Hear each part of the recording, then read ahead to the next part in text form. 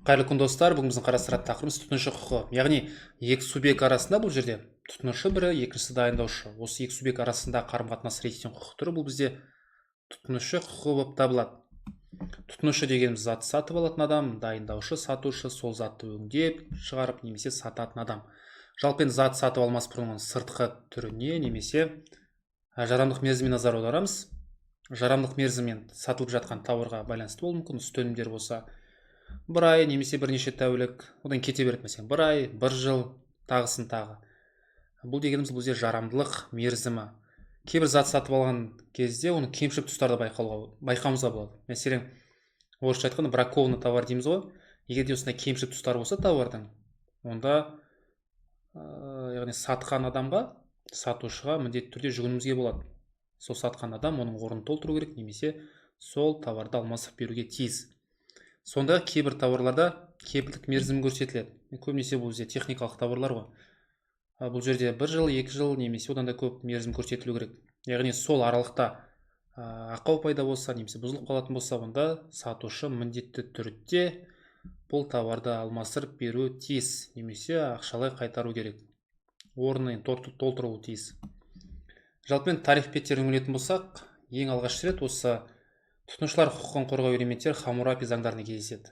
Ежелгі Вавилон билеушісі өзінің заңдар жинағында тұтынушылардың құқығын қорғау элементтерін көрсеткен болатындығын. Кейін келе 20 ғасырдың 60 жылдарына таман арнайы ұйым құрылды. Бұл дегеніміз бүкіл әлемдік тұтынушылар одағының ұйымы, яғни БТО 1960 жылы құрылған болатын. Кейіннен 2 жылдан соң ақш президенті Джон Кеннеди тұтынушы сөзіне алғаш рет түсінік береді. Осы жылы тұтынушы құқықтары жөніндегі биллді енгізді Джон Кеннеди. Бұл биллді енгізгеннен кейін тұтынушылар құқығының негізгі 6 пункті көрсетілген болды. 6 пункті. Мәселен, біріншісі ақпарат алу құқығы, одан кейін өнімнің қауіпсіздік құқығы, таңдау құқығы, тыңдату құқығы, шығын өтеу құқығы, және ең соңғысы тұтынушылардың сауатын ашу құқығы. Көріп тұрғанымыздай, тұтынушылардың толыққанды құқықтары бұл жерде қарастырылып өткен болатындығын. Ал енді Қазақстан Республикасында тұтынушылардың құқықтарын қорғау туралы арнайы заң 2010 жылдың 4 мамырында қабылданған болатындығын. Яғни Қазақстан Республикасындағы тұтынушылардың құқықтарын бұзылған жағдайда болсын, жалпы құқықтары осы заңнама аясында реттеледі.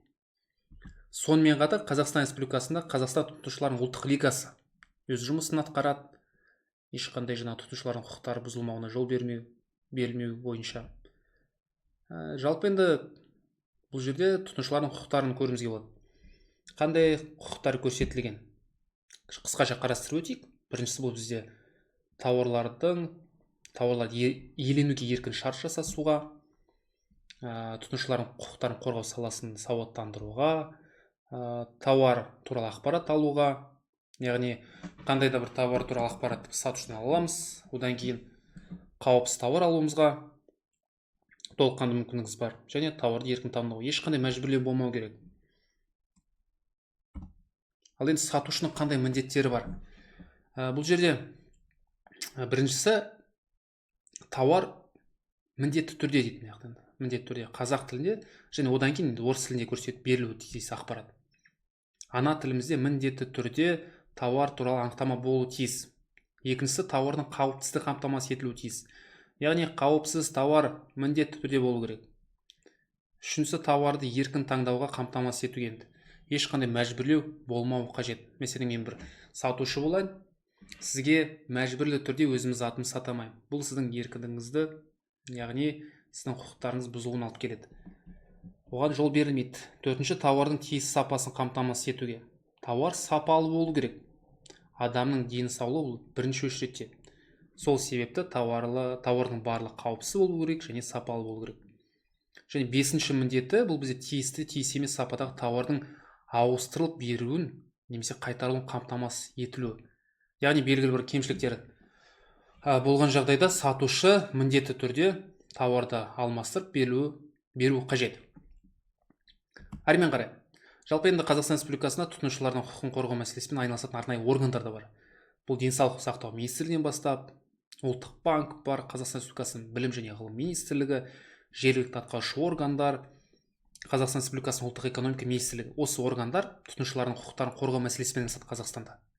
Сондай-ақ, егер мысалы бір келеңсіз жағдай болған жағдайда, мәселен бір дұрыс емес тауар алып қалдыңыз дейік, немесе кемшілік тұстар анықталған жағдайда, сатушы дейді, күнтізбелік 10 күн ішінде кінә қоюға жауап бермесе, немесе заңбұзушылық жоюдан және келтірген шығынды өз еркімен өтеп беруден бас тартса, онда сотқа жүгінуге сіздің мүмкіндігіңіз бар.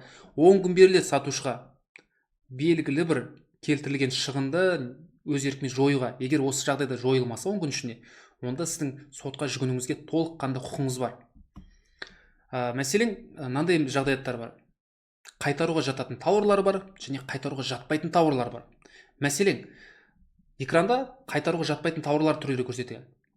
Бірінші дәрілік заттар мен медициналық бұйымдар. Мәселен, дәріханадан зат алдыңызда, соны қайтарам десеңіз, онда ол ақылға сыймайды, болмайды ондай.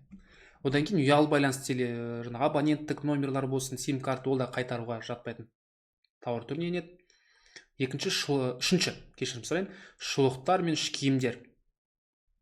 Яғни шұлық мен іш киімді бар базардан кидіңіз, ертең қайтарып беремсеңіз, ол мүлдем дұрыс емес. Келесі, ол метрлеп сатылатын тауарлар, мысалы тоқыма материалдар, перделер, бұлар қайтаруға жатпайды. Және ең соңғысы жануарлар мен өсімдіктер. Осы көрсетілген, яғни 6 пункттегі тауарлар мүлдем қайтаруға жатпайтын тауарлар түріне енеді. Ал жалпы бір тауар сатып алдыңыз, егер қолыңызда чегі болсын, чек болмаған кезде қайтаруға болады негізі. Егер сол тауарды қайтарам десеңіз, онда 14 күн беріледі сізге. 14 күннің ішінде басқа тауарлар, яғни бағанағы қайтаруға жатпайтын тауарлардан басқа барлық тауарды сіз 14 күннің ішінде ешқандай себебін түсіндірусіз, қараңыз, ешқандай себебін түсіндірусіз қайтаруға және ауыстыруға болады. Егер де қайтарудан бас тартса сатушы, онда сотқа жүгінуіңізге сіздің мүмкіндігіңіз бар. Бұл сіздің құқыңыз. Бірақ енді 15 күніне 15-ші күні немесе бір айдан барсаңыз, онда бұл жерде сатушынікі дұрыс болады. Бағана айтып өткен чегі болу керек дейді. Енді мынандай жағдайлар болады, чекті жоғалтып алдыңыз, қазіргі таңда электронды чек береді. Немесе ондай жағдай болмаса, онда сіз дәлелдей аласыз. Камера болуы мүмкін, егер нақты сол жерде сатып алғаныңыз факт болса, онда міндетті түрде қайтара аласыз. Енді бұл бағанағы басқа тауарлар деп тұрмыз ғой. Сол басқа тауарлардың барлығын жатады. Бұл дегеніміз осы көрсетілген, яғни келтірілген мәліметтердің барлығы тұтынушылар құқығына жатады. Сол себепте өзіміздің құқықтарымыз бен міндеттерімізді біліп жүрейік. Тұтынушы құқығы бұл енді күнделікті өмірде болады ғой. Барлығымыз күн сайын қажетті тауарларды сатып аламыз. Сол себепте бұл құқық түрі өзекті құқықтардың бірі болып табылады.